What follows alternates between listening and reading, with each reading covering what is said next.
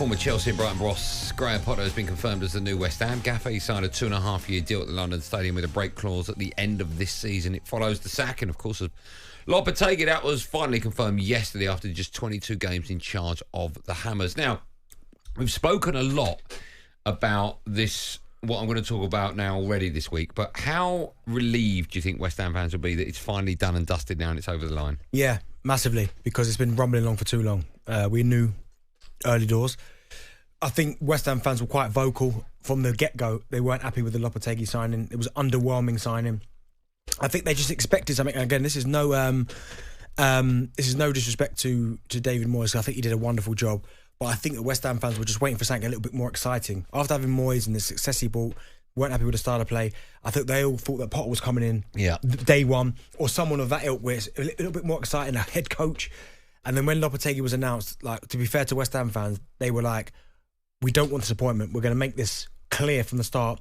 Of course, we support him because he's our manager, but this is not the direction that I thought our club would be going down. He's now gone now. The fact Potter's in, I mean, again, you know how highly I rate him. Even when you look at his record at Chelsea right now, I know in all comps, right, when I say it, people are going to go, that's not great. He matches 31, he won 12, he drew 8, and he lost 11. So 50-50 almost with the loss and wins, right? But remember the start he got off to. He was unbeaten for like 9 games, playing some really good stuff. He had a period in the middle of his tenure where I think he won 1 game in like 10, and then that's when it really changed. But even the form before he got sacked, I mean, he won 3 out of 5, he drew with Everton, then lost to Villa away and they sacked him. So it wasn't like, oh my goodness, alarm bells are ringing, I can't believe. I just think that club at that time was a bit of a mess, and that's why he ended up losing his job there. I think if he went into this environment now more stable, he'd be equally as good as Maresca. But now West Ham, I think, have got a really, really good head coach, proper coach. But now it's down to the players, because they've got a coach now that's a forward-thinking coach that wants to play in the right way. There's no excuses now. You can kind of hide behind the Lopetegui situation and go, well, I can't really do much going forward because he wants us to play this way. With Potter, with the way that he thinks and the way that he coaches, there is no excuses now. I totally agree. I think it's a great appointment. I really want to get your view. When I say your, I mean you, the listening millions. Your view on this. I thought this was an interesting chat this morning. Former Premier League boss Harry Redknapp was on the Breakfast Show this morning. Whilst discussing Lopetegui's sacking, he claimed that managers are treated unfairly in the modern day. The only trouble is the manager gets the blame. He gets the sack. Yes. It's the guy who brings them in and just says, oh, listen, I've got this fantastic player for you from somewhere, wherever, some obscure country in lots of cases. He's a fantastic player. Okay, the chairman listens to him. He's probably very close to the chairman. They bring him in and he's useless. He's no good. But who suffers? The manager. Now, it's an interesting point he made, because maybe if you go back 10 years, everything was to do with the manager. Yeah. Every single thing, every nut and bolt was to do with the manager running that club. But nowadays, they've got far less control over recruitment at clubs.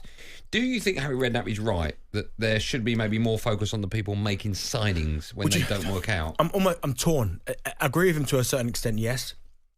Because as players, sometimes they've got to take responsibility, and as a manager, yeah, maybe he does get a lot of the blame. But this is where I kind of agree with him and I don't, because it's then the manager's job to get the best out of that player. Yeah. Now, say quick example. You look at Steven Gerrard at Aston Villa, 1 point above the relegation zone, absolutely struggling. Same crop of players. Unai Emery comes in as a pop coach, gets the best out of them. Yeah. Not too far in the future, gets them into the Champions League. So that is the players, but that's Unai Emery coming in and going, right, this is what I need to do, identifying the problems from day one, getting results. Well, the same as Southampton, Russell Martin, right? He decides to play one way, a bit like Company as well, one way of football, won't change it, play out from the back, get caught, gets the sack. Exactly. So I think, yes, I don't think it's always just the manager's fault, and it's a little bit unfair, but unfortunately that's the position they're in. They will take the brunt of the decisions. But at the same time, I do think a manager has got his part to play, because he should be able to get the best out of the players that he's working with. I agree with you, right? I agree with you. But also I think we have to take into effect now the fact that you're only as good as the tools that you've been given. So it doesn't matter how good a manager is, to a certain extent, you can only work with the players around you. Yeah. Okay? So for argument, I use my club, Man United, right? I don't know how good or bad a manager Erik ten Hag is just from his time at Man United, because with the same group of players, we haven't yet seen any major improvement. The last game against Liverpool, you might go, okay, 3 at the back, starting to work, etc. But if the sporting director is bringing in the wrong kind of players that you as a manager think you need, it's never, ever going to work, right? Yeah, I understand that, but again, I do think that managers can have a big influence. Okay, Amad Diallo under Eric Ten Hag was all right. Yeah. Ruben Amorim comes in, all of a sudden he takes off. Yeah. That a little bit to do with Diallo, but a lot of that's the manager believing in him again. All right, I can make you a better player. And also someone like Joe Linton with Eddie Howe, he's moved him into the middle of the park. Prime example. Yeah. So I do think, yes, managers maybe get a lot of the blame, and they're the ones whose face is on the door, so that's why they get it. But I do think you can improve any player. Okay, well, listen, we'll take calls on if West Ham fans still want to talk about Potter. I think everyone agrees it's a great appointment. I don't think too many West Ham fans will be disappointed with that. No, I don't think so. But you can have your son out. But also, I think it's a great question. How much responsibility should a manager take if his team's playing badly? Because if they play well... They want to take all the credit. They get all of it. All right? So if they're playing badly and he gets the sack, should the sporting director be under the spotlight as well, for argument's sake? Scott is a West Ham fan. Hello, Scott. Good afternoon, Andy. Good afternoon, Darren. I think I've got it right way round this time. Yes, you have. Spoke the other No, day. you haven't. You got it wrong, mate. Well done. You can stay. Yeah. Look, I really like what Graham had to sit there and say today. As I said the other day about the West Ham way, for me, was about promoting youth, bringing youth through. Hopefully, something he can do. Hopefully, we've got the players in the youth squad that are capable of doing it. But, you know, an FA Youth Cup winning squad generally tends to see that they've got some decent players in there. So it brings them through. But your question was, you know, whether whether it's a manager's problem. You've got to get rid of the word manager now. It's head coach. So, you know, if you're a head coach and, as we know, managers, Harry Redknapp, Wenger, Ferguson, all of those kind of guys, you know, they're old hat now because, they did have total control over the clubs they was in. They brought players in. They made mistakes. As a West Ham fan, Harry Redknapp will admit he made a lot of mistakes himself. But with players, you've got to be able to sit there. And this is what I think, when you look at someone like, I will take David Moyes. David Moyes was a very good coach. He managed. He converted Mikel Antonio, Marco Arnautovic, Jared Bowen from wingers, playmakers. Well, in Antonio's case, a utility player into becoming strikers. He found something for them to do in that sense.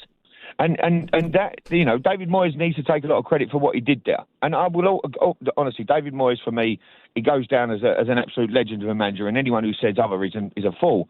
But Lopetegui, he didn't seem to know what to do. That's the general. He just didn't seem to know what to do.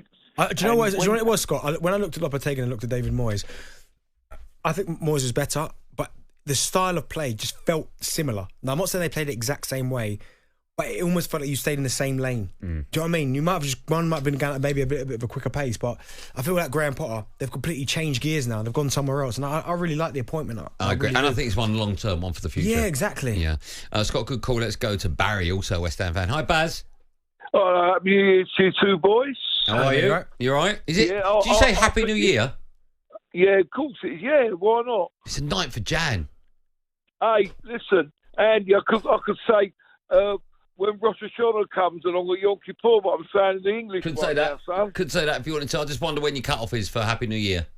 Yeah. Anyway, yeah. Going back to Graham, I think it's brilliant. That is absolute brilliant. And just look, by the way, Sean Dyche has just left Everton. By the way. Oh, you breaking news for us, are you? TalkSPORT breaking news, Sam. You're doing a job here at TalkSPORT, do you? Yeah, I do. Anyway, going back to Potter at Chelsea. Chelsea is a club with no class at all, right? They spend money, right, illegally. There's something wrong with that club. And he won 12 games there, but he's better off coming to us than them. I agree. I think that he'll be a very good fit for West Ham. I thought, again, if it's a stable situation, if he goes in at Chelsea now, it's a completely different story. TalkSPORT Drive with Andy Goldstein. Monday to Friday afternoon from 4 on AM, on DAB, via the TalkSPORT app and on your smart speaker. TalkSPORT.